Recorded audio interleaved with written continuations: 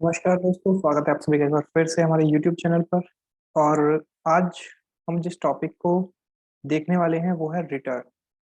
देखिए, रिटर्न होता क्या है। जब भी कोई कस्टमर डैमेज उसको मिलता है या डिफरेंट मटेरियल जो उसने ऑर्डर किया है वो उसको नहीं मिलता, तो वो क्या करता है, वो मटेरियल को रिटर्न करता है। ठीक है, कंपनी को वो मटेरियल को रिटर्न करता है। अब इसके एग्जांपल्स देख लेते हैं। पहले इसकी डेफिनेशन पढ़ लेते हैं। देखिए, यहाँ पे कंडीशन दी हुई है, when ever customer finds damage or fault in the delivered goods or expired stock, then the customer will inform to company will send the employee to the customer's place to cross check, and he will prepare return note and submit to company. Then we create return order with reference to original invoice, and customer return the goods to company. Then we do the return delivery, and then we create invoice with reference to return order। एक बार इसको अच्छे से समझ लेते हैं।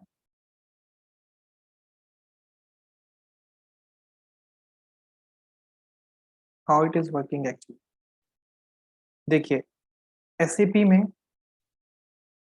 SAP में return document होता है आरई। ये एक सेल्स डॉक्यूमेंट टाइप के अंदर ही आता है। ओके, वीओवी 8 के अंदर। ठीक है, ये सेल्स डॉक्यूमेंट टाइप है रिटर्न। अब क्या हुआ कि सपोज जब वेयर हाउस से मटेरियल गुड्स हमारा व्हीकल में लोड हुआ, उस टाइम पे by mistake batch number different चला गया। राइट, बैच नंबर डिफरेंट चला गया, या फिर एक्सपायर स्टॉक चला गया, या फिर मटेरियल डैमेज हो गया इन ट्रांजिट में। राइट, तो इस केस में कस्टमर क्या करता है, कस्टमर तो अमाउंट पे कर रहा है पूरा, मतलब कंप्लीटली फाइन गुड्स के लिए, मतलब अच्छे जो डैमेज ना हो। ठीक है, ऐसे ऐसे मटेरियल के लिए कस्टमर पे कर रहा है, एक्सपायर के लिए पे नहीं कर रहा है ना। तो इस केस में कस्टमर क्या करता है, कस्टमर रिटर्न करने के लिए बोलता है कि we have receive the damage और we have receive the expired stock, so you need to return it. Company को बोलता है या मेल करता है, कम्युनिकेशन होता है बीच में। ठीक है, कंपनी क्या करती है, exactly they are telling the truth. Damage जो बता रहे हैं, सपोज देखिए एक चीज और होती है, रिटर्न के केस में मोस्टली कंपनी अपना एम्प्लॉय भेजती है चेक करने के लिए, क्रॉस चेक करने के लिए। सपोज कस्टमर बोल रहे हैं कि हमारे यहाँ पे डैमेज मतलब इन ट्रांजिट में हुआ है, और ड्रम में सपोज एक ड्रम या दो drum, we are talking like chemical, chemical का बिजनेस है कोई, और वहाँ पे हमारा 1000 लीटर्स का ड्रम है, 1000 लीटर्स का। और कस्टमर हमें बोल रहा है कि अप्रोक्स 25% जो है ड्रम में से लीकेज हो गया है, बाकी का 75% अवेलेबल है। बट कंपनी चेक करने के लिए भेजती है क्या कस्टमर सही है। ऐसा तो नहीं है कि 25% मटेरियल ही अवेलेबल हो, और जितना इसको हम रिटर्न करने में कॉस्ट लगाएंगे, सपोज हम व्हीकल भेजेंगे, व्हीकल का कॉस्ट सपोज 7 या 8 हजार है। राइट, सपोज 8,000 व्हीकल का कॉस्ट है, और इस मटेरियल की कॉस्ट भी 7,000 या 7,500 या 8,000 या 10,000 भी है। तो उस केस में क्या होगा, लगभग बराबर बैठता है। राइट, कम सिर्फ एक व्हीकल का ही खर्चा नहीं होता, और भी खर्चे होते हैं, जैसे ट्रांसपोर्ट अगर अरेंज किया सपोज 8,000 का, ठीक है, उसको वहां भेजेंगे, वहां से लोड करवाएंगे, राइट, फिर अपने यहाँ पे अनलोड करवाएंगे। तो अगर कॉस्ट इक्वल बैठ रही है, मतलब इक्वली कॉस्ट हो रही है उसको वापस लाने की, तो कंपनी क्या करती है, उसको वहीं पे छोड़ देती है। तो इसलिए कंपनी ऑलवेज एक एम्प्लॉय भेजती है कस्टमर की लोकेशन पे चेक करने के लिए। Okay, in case of damage, अगर एक्सपायर स्टॉक है, वैसे अब अभी जो मोस्टली कम्युनिकेशन हो जाता है वो तो ईमेल्स के थ्रू हो जाता है, वो फोटो खींच के उसका एक्सपायर डेट और ये सब भेज देते हैं। ओके, तो इस केस में हम क्या करते हैं, जो हमने इनवॉइस भेजा है, राइट, F2 F2 डॉक्यूमेंट यानी बिलिंग डॉक्यूमेंट, जो इनवॉइस हमने क्रिएट किया था उसी के रेफरेंस से हम क्या करते हैं, रिटर्न ऑर्डर क्रिएट करते हैं। रिटर्न ऑर्डर के रेफरेंस से रिटर्न डिलीवरी होता है। राइट, उसमें हमारा पीजीआई नहीं होता, उसमें हमारा होता है पीजीआर। ओके, पीजीआर होगा पोस्ट गुड्स रिसीव्ड, उसके बाद रिटर्न इनवॉइस। ठीक है, अब डॉक्यूमेंट की तरफ थोड़ा सा चलते हैं। रिटर्न ऑर्डर हमारा जब क्रिएट होगा तो रिटर्न डिलीवरी होगा। और इसमें देखिए एक और चीज मोस्ट इंपॉर्टेंट, इसमें ऑर्डर रिलेटेड बिलिंग होती है। अगर कोई भी, देखिए ये क्वेश्चन इंटरव्यू में भी पूछा जाता है कि रिटर्न रिटर्न डिलीवरी में या रिटर्न प्रोसेस में कौन सी किस टाइप की बिलिंग होती है, ऑर्डर रिलेटेड या डिलीवरी रिलेटेड। तो आपको ऑब्वियसली बताना है कि ऑर्डर रिलेटेड बिलिंग होती है, राइट।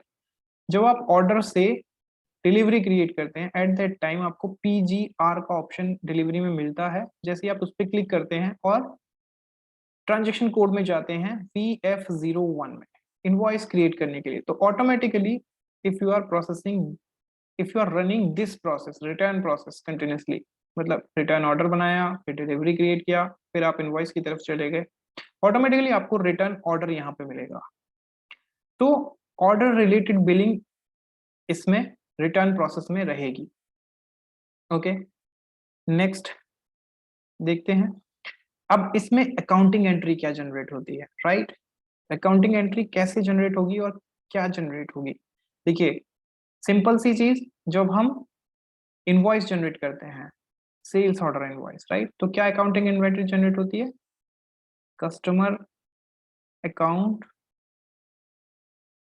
डेबिट और रेवेन्यू अकाउंट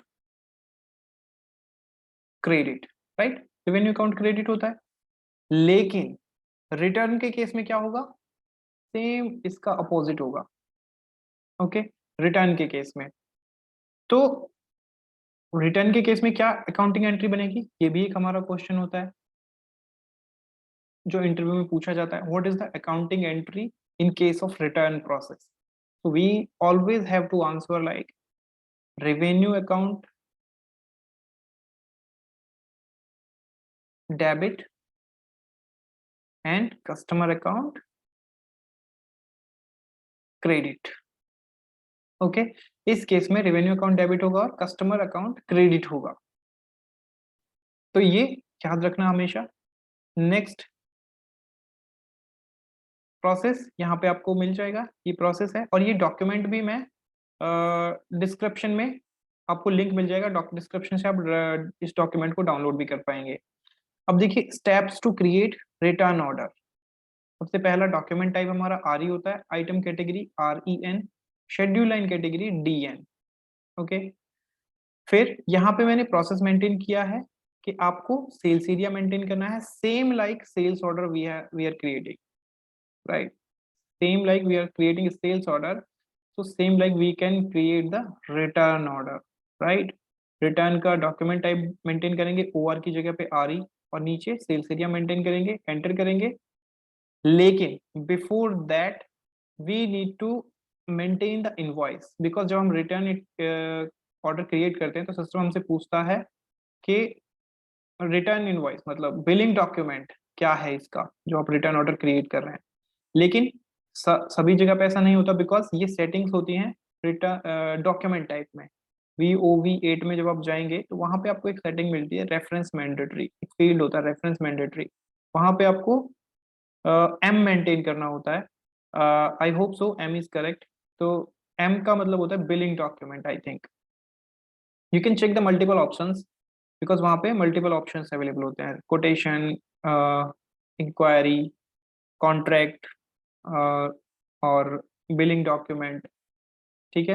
तो आपको बिलिंग डॉक्यूमेंट वाला ऑप्शन सिलेक्ट करके वहां पे मेंटेन करके सेव करना होता है। तो आप जब जैसे भी सेल्स ऑर्डर रिटर्न के लिए रिटर्न डॉक्यूमेंट टाइप मेंटेन करके अपना सेल्स एरिया मेंटेन करेंगे और एंटर प्रेस करेंगे, system will always ask about the reference document like invoice.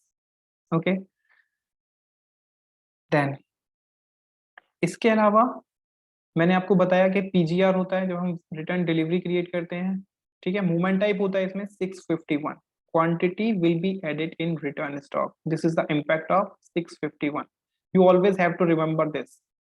okay, so it will also can ask interviewer can also ask this question like what is the impact of movement type 651, so you always have to remember this। 651 movement type happens when we create the return delivery, and impact of this movement type is इस movement type का impact क्या होता है? Stock यानी कि quantity, we can say quantity added to the unrestricted stock और return stock, whatever we have maintain always we actually mostly जो 99% we can से 99% कंपनीज रिटर्न स्टॉक में ही ऐड करती हैं उसको, ठीक है। फिर उसका इंस्पेक्शन होता है, मतलब अदर प्रोसेसेस होते हैं, फिर उसको अनरिस्ट्रिक्टेड स्टॉक में लाया जाता है अगर वो होता है मतलब दूसरे कस्टमर्स को भेजने के लायक तो। Okay, then we create the return invoice. When we create the return invoice, accounting entry generated in the system, and the accounting entry, what the accounting entry generated? Revenue account debited and customer account credit. Okay, तो ये return process है। इस video में सिर्फ इतना ही। Next video में हम process को रन करके देखेंगे एसएपी में। अगर आप चैनल पर नए हैं तो चैनल को सब्सक्राइब कर लीजिए, बेल आइकन को प्रेस करना बिल्कुल मत भूलिएगा ताकि नेक्स्ट वीडियो का नोटिफिकेशन आपको मिल जाए, और वीडियो को लाइक कर दीजिएगा, अगर वीडियो पसंद आई है तो शेयर कर दीजिएगा, और कीप लर्निंग, चैनल को देखते रहिए, वीडियोस को देखते रहिए और सीखते रहिए SAP. Keep learning, keep growing. Thanks for watching this video.